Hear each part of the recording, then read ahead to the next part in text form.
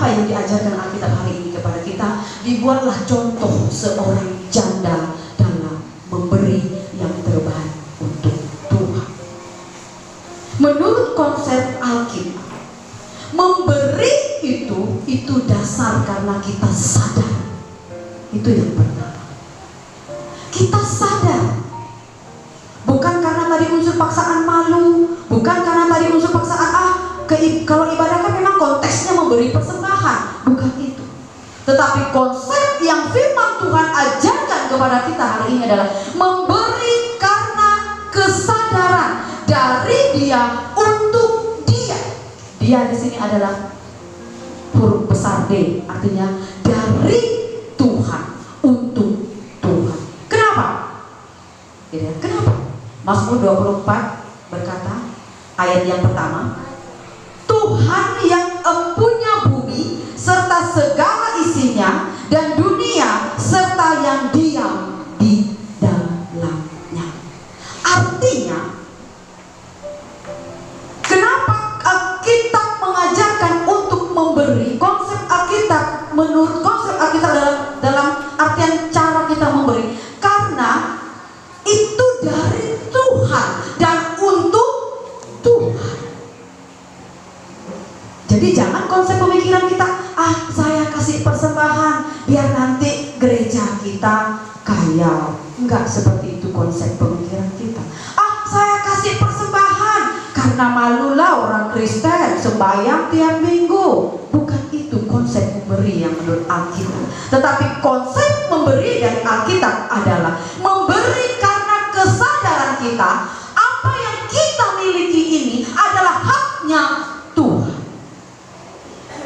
Mari kita hitung-hitungan dengan Tuhan, sanggup? Enggak ya? Ketika saya hitung-hitungan dengan Tuhan, ketika saya lihat tante saya pakai oksigen buatan manusia, bingung saya mau hitungnya. Sedangkan yang saya nikmati tanpa oksigen yang diberikan rumah sakit begitu gratis seperti ini, saya sebebas mungkin untuk menikmati. Artinya itu hal kecil yang Tuhan berikan kepada kita. Belum lagi hal yang besar, berkat pekerjaan. Ya kan, saya kerja karena memang saya kuat, saya bekerja karena memang saya mencari. Tapi kalau bukan Tuhan yang membuka jalan keluar bagi kita, apakah kita akan mendapatkannya? Tidak. Artinya memberi itu karena kesadaran kita. Saya sudah menerima segala sesuatu yang Tuhan berikan kepada saya. Kenapa saya tidak bisa lagi memberi untuk Tuhan? Jadi tidak berbicara tentang nilai, tidak berbicara tentang banyaknya yang kita berikan kepada Tuhan, tetapi hal yang pertama, kesadaran diri kita. Roma 11 ayat 36 juga jelas mengatakan, saya akan bacakan untuk kita semua. Roma 11 ayat 36, sebab segala sesuatu adalah dari Dia, dari Tuhan, dan oleh Tuhan, dan kepada Tuhan, dan bagi Tuhan kemuliaan sampai selama-lamanya. Artinya segala sesuatu yang kita miliki itu semuanya bersumber dari Tuhan, diberikan lagi kepada Tuhan, karena itu milik Tuhan. Jadi ketika kita memberi persembahan ini, bukan kita ingin memperkaya orang-orang tertentu, tidak. Itu kenapa dari awal ketika saya masuk di gereja ini, saya melihat dulu keadaan ekonomi gereja. Ketika ekonomi gereja baik, semua pelayanan yang akan kita kerjakan itu akan lebih baik. Apa yang kita butuhkan di pelayanan kita itu akan berjalan. Apa yang akan kita kerjakan dalam pelayanan untuk Tuhan itu akan berjalan dengan baik. Jadi Bapak Ibu di dalam Yesus Kristus, memberi itu perlu konsep kesadaran bahwa semua ini adalah milik Tuhan dan dikembalikan lagi kepada Tuhan. Saya tidak tadi berbicara tentang nominal, tidak berapa yang harus kita berikan, tetapi beri itu karena kita sadar semua ini adalah milik Tuhan. Lalu yang kedua, konsep menurut Alkitab, kenapa kita harus memberi?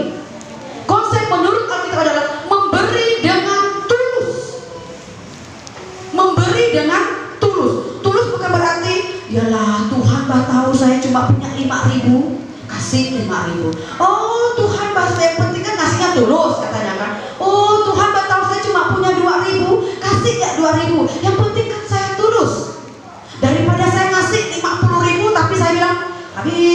tadi untuk mari persembahan 50.000. Tulus itu tidak seperti itu juga Bapak Ibu, gitu ya. Bukan berarti saya sudah memberi dengan ketulusan 1.000 cukup, yang penting kan tulus.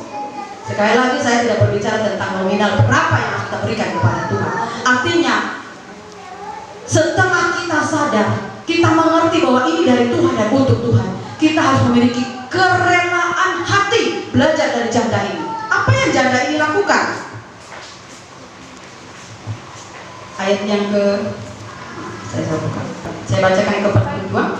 Lalu datanglah seorang janda yang miskin dan ia memasukkan 2 peser, yaitu 1 duit. Maka dipanggilnya murid-muridnya dan berkata kepada mereka, Aku berkata kepadamu, sesungguhnya janda miskin ini memberi lebih banyak daripada semua orang yang memasukkan uang ke dalam peti persembahan. Sebab mereka semua memberi dari kelimpahannya, tetapi janda ini memberi dari kekurangannya.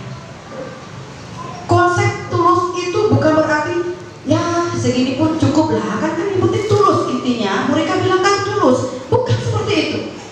Tulus dalam arti yang ketika kita sudah sadar kita ini adalah untuk Tuhan, dan dari diri kita sendiri punya ketulusan yang ikhlas dari apa yang kita miliki untuk Tuhan, bukan dari kelebihan kita. Ini firman Tuhan yang berkata, kita memberi bukan dari kelebihan kita.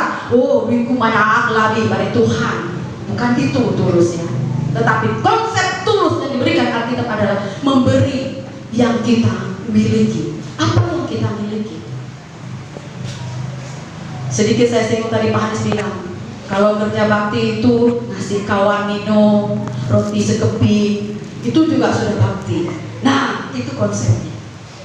Memberi tulus itu artinya memberi diri kita.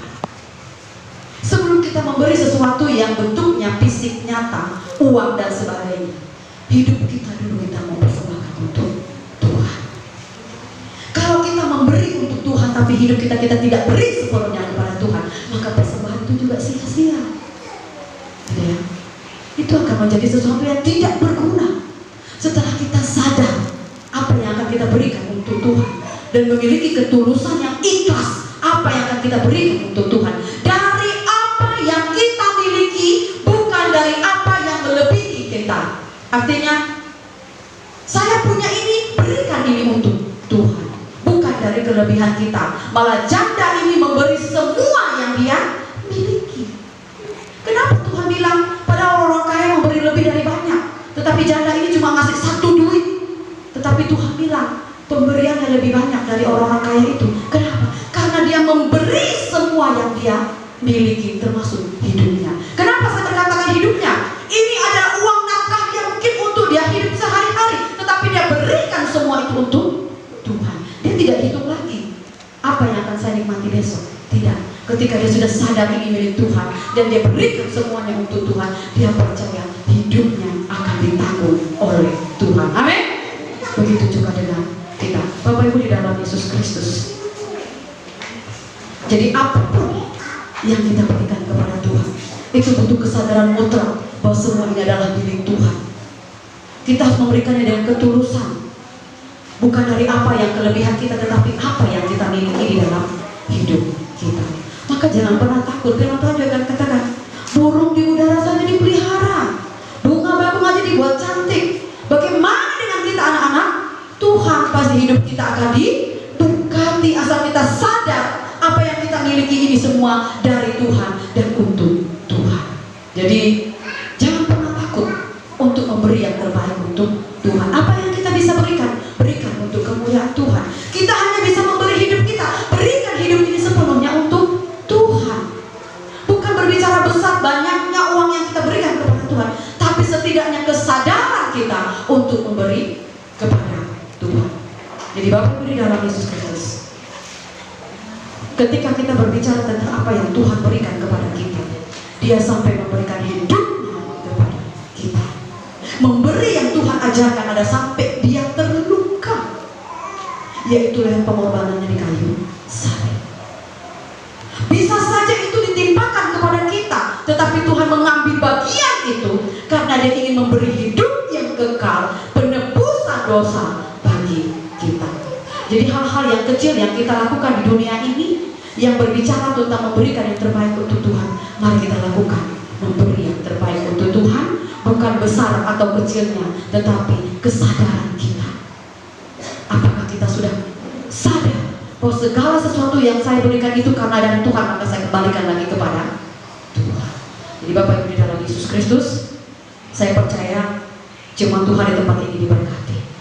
Jadi jangan pernah ragu dengan berkat yang Tuhan berikan kepada kita, dan jangan pernah juga ragu memberi kepada Tuhan lewat apa yang kita miliki. Bapak Ibu punya uang, berikan kepada Tuhan. Bapak Ibu punya tenaga, berikan kepada Tuhan.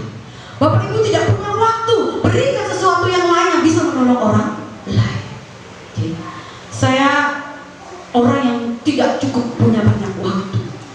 Senin sampai Minggu itu tidak cukup menurut ukuran saya. Tetapi itulah waktu yang sudah Tuhan tentukan 7 hari.